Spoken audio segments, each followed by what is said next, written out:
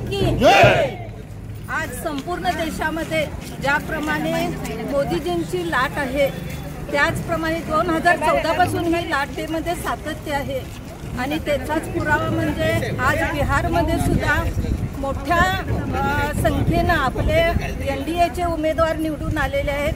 त्याचाच आपण आज बेळगाव दक्षिण भाजप कार्यालयामध्ये विजयोत्सव साजरा करत आहोत आणि सर्वांना याबद्दल सर्व कार्यकर्त्यांना माझ्याकडून हार्दिक शुभेच्छा।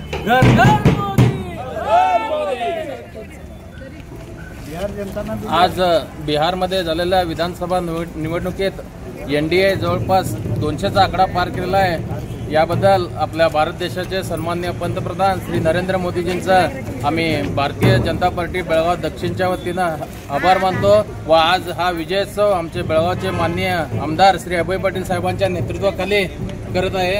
त्याबद्दल सर्व भाजपा कार्यकर्त्यांचे आम्ही पुन्हा एकदा मनापासून अभिनंदन करतो। धन्यवाद।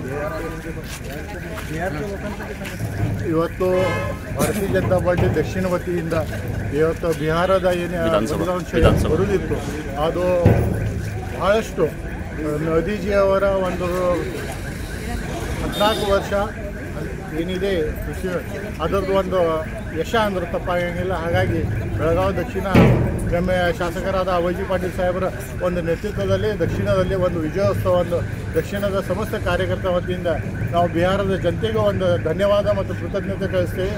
ಯಾಕೆಂದರೆ ಒಂದು ಮೋದಿಜಿಯವರ ಒಂದು ಕನಸು ಸಮಸ್ತ ದೇಶ ವಿಕಾಸ, ಆ ವಿಕಾಸಕ್ಕೆ ನೀವು ಎಲ್ಲರೂ ಮತ ಕೊಟ್ಟಿದ್ದೀರಿ, ವಿಶ್ವಾಸ ನಿರ್ವಹಿಸಿದ್ದೀರಿ। ಅದರ ಸಲುವಾಗಿ ಸಮಸ್ತ ಬೆಳಗಾವಿ ದಕ್ಷಿಣ ವತಿಯಿಂದ ತಮಗೆಲ್ಲರಿಗೂ ಧನ್ಯವಾದ।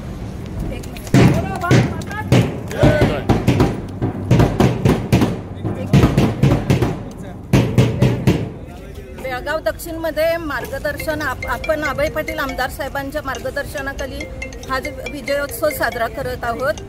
तर मोदी सरकार अजूनही किती लोकांच्या मनामध्ये भरलेलं आहे हे महिलांनी आज तिथं जास्तीत जास्त मतदानासाठी बाहेर पडून सिद्ध केलेलं आहे। त्याचप्रमाणे आपण इतर ठिकाणी सर्व महिला जर बाहेर पडून मतदान केलं किंवा जागरूक झालो महिला तर कसा रिझल्ट येतो याचं एक चांगलं उदाहरण बिहारच्या महिलांनी दाखवून दिलेलं आहे। त्याबद्दल आभार।